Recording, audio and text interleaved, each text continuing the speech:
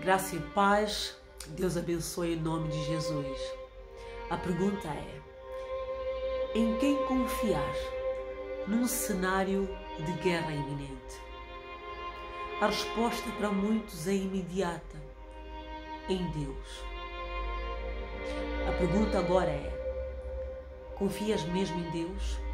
Tu crês mesmo que Deus atua em cenários de guerra? Tu crês mesmo que Deus pode atuar em cenários de guerra? Essa é a pergunta. Porém, a Bíblia vai te ajudar a responder. Se mergulhares um pouco na palavra de Deus, vais descobrir que muitos foram os momentos em que o Senhor atuou sim em cenários de guerra, protegendo os seus.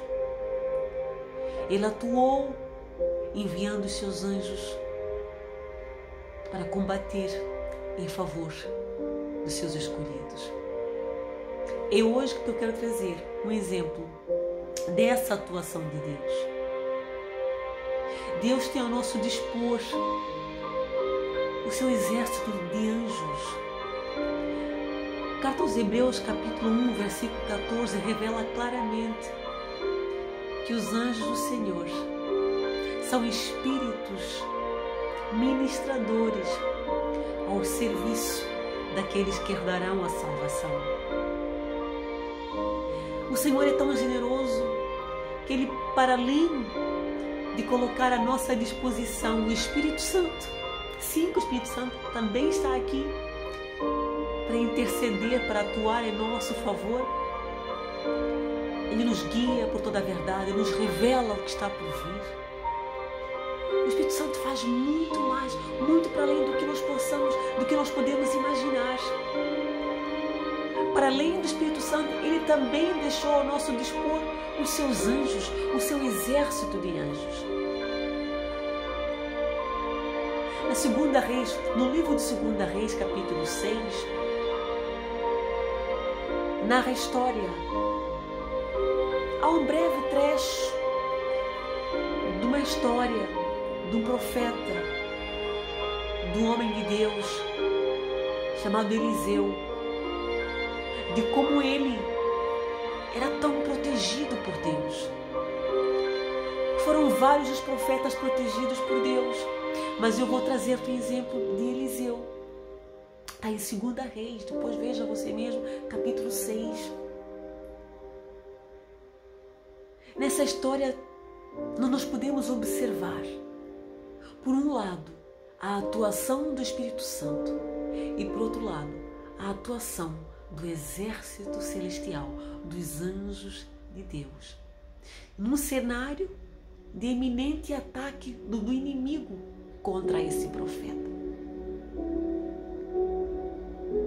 O rei da Síria planeava atacar Israel. Sempre que ele planeava atacar Israel, sempre que ele elaborava um plano de ataque contra Israel, o profeta do Senhor, Eliseu, ficava a saber dos projetos, dos planos desse rei. E então o profeta do Senhor, antes que esse rei executasse essa contraofensiva, esse ataque contra Israel, o profeta de Deus ia comunicar ao rei de Israel. Então o rei ficou enfurecido por saber que alguém o estava a trair, que alguém estava a denunciar os seus planos, os seus projetos. Ele chamou os seus servos. Ele interrogou os servos: quem de vocês me há de trair aqui? Sempre que eu elaboro um plano contra Israel, Israel fica a saber. Então os servos dele falaram: não, Senhor, não se trata disso, não se trata de traição. O profeta Eliseu, ele conhece os seus planos todos, até mesmo aqueles seus planos mais secretos que tu fazes nos teus aposentos. Todos os planos que tu fazes, o profeta Eliseu, ele sabe. E ele que conta ao rei de Israel. Mas então, a pergunta que eu faço aqui agora, como é que o profeta Eliseu sabia se ninguém o contava? Se ele não estava presente nas reuniões do rei da Síria? Ele sabia porque o Espírito de Deus o revelava. Aleluia. A intimidade que o profeta tinha com Deus era de tal maneira profunda, de tal maneira forte, que o Espírito Santo exercia aquela função que a Bíblia diz que ele exerce. Ele nos revela o que está por vir. Aleluia. Entre outras funções, ele também nos revela o que está por vir. Então o Espírito Santo revelava ao profeta Eliseu todos os planos do inimigo. Eliseu não precisava de ter um espião lá no palácio do rei da Síria. Não precisava. Ele tinha o Espírito de Deus. A comunhão dele com o Espírito do Senhor era muito forte. Então o rei da Síria, tão enfurecido, decidiu capturar esse profeta. Ele levou o seu exército, mandou o seu exército para ir atrás do profeta, que sabia de todos os seus projetos. Mandou capturar esse profeta. O seu exército foi atrás do profeta. Quando o exército do rei inimigo chegou na cidade onde estava o profeta de Deus, Eliseu, eles foram com seus cavalos e carros de guerra, vejam só, para buscar uma pessoa. Quando chegaram lá, o servo do profeta Eliseu ficou apavorado de medo. Quando ele acordou, quando viu aquele exército inimigo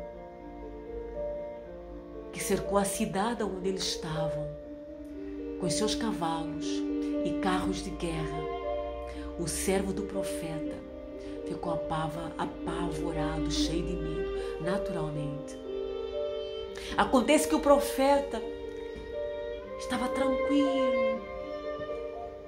Ele viu aquele exército inimigo, sim, ele viu aquela multidão de cavalos e carros de guerra sitiando a cidade por causa dele. Ele estava tranquilo. Ele acalmou o seu servo. Não tenhas medo. Mais numerosos são aqueles que estão conosco. Aleluia. Mais numerosos são aqueles que estão conosco. Do que o profeta falava? A tranquilidade do profeta não se assentava na força do profeta. O profeta não estava tranquilo por causa da sua força humana, porque ele era capaz sozinho de enfrentar aquele exército. Não.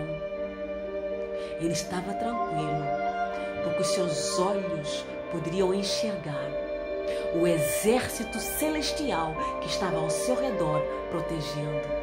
O exército do Senhor, os anjos do Senhor, com os seus cavalos e carros de fogo rodeados em volta do profeta, protegendo o profeta. Essa era a segurança do profeta. Os olhos do profeta viam aquilo que ninguém via. Tal era a comunhão, a intensidade, a profundidade do relacionamento do profeta e o Senhor. Então o profeta orou ao Senhor, pediu ao Senhor que abrisse os olhos do seu servo, para que ele pudesse enxergar, para que ele pudesse ver que mais numerosos eram aqueles que estavam ao redor deles. A quantidade de anjos, o exército do Senhor que estava ali ao redor deles para os proteger. Estão a ver? É preciso termos intimidade com Deus.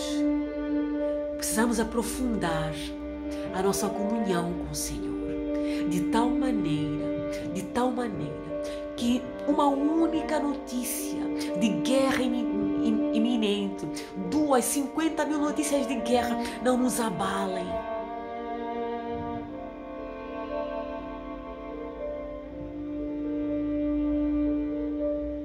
A nossa fé precisa estar firme. Precisamos de uma fé segura.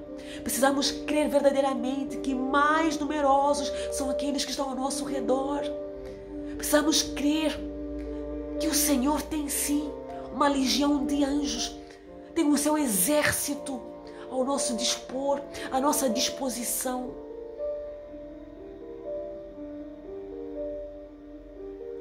A nossa comunhão com Deus precisa ser de tal maneira forte para que nossos olhos possam se abrir e enxergar isso mesmo. Quando Pedro estava preso, o anjo do Senhor foi abrir a prisão para ele sair. Ele saiu da prisão, ele passou em frente dos guardas. Os guardas não viram Pedro.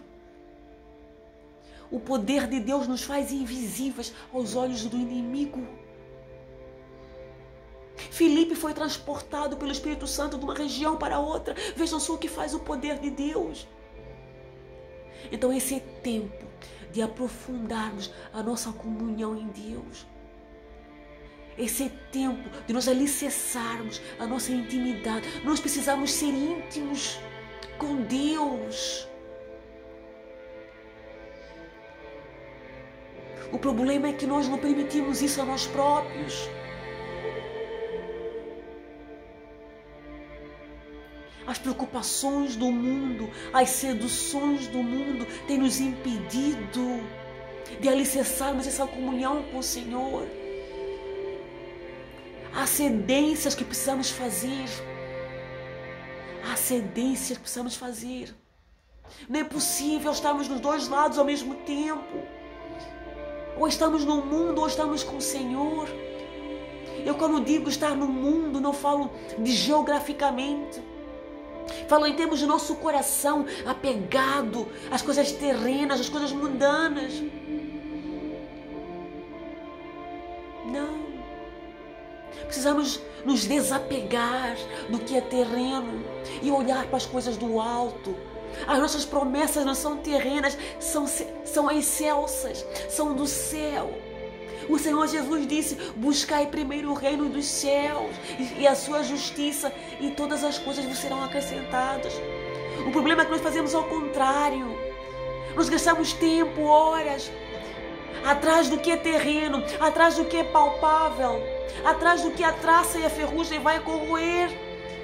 E deixamos o Senhor de lado, e deixamos a comunhão com Deus de lado.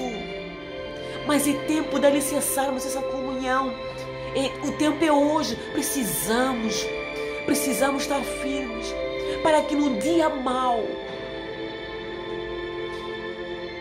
nenhum de nós fique apavorado como o servo de Eliseu ficou. Para que no dia mau nossos olhos possam enxergar o exército de Deus ao nosso dispor, os anjos ao nosso redor, acampados, nos protegendo. Amém? Deus te abençoe em nome de Jesus.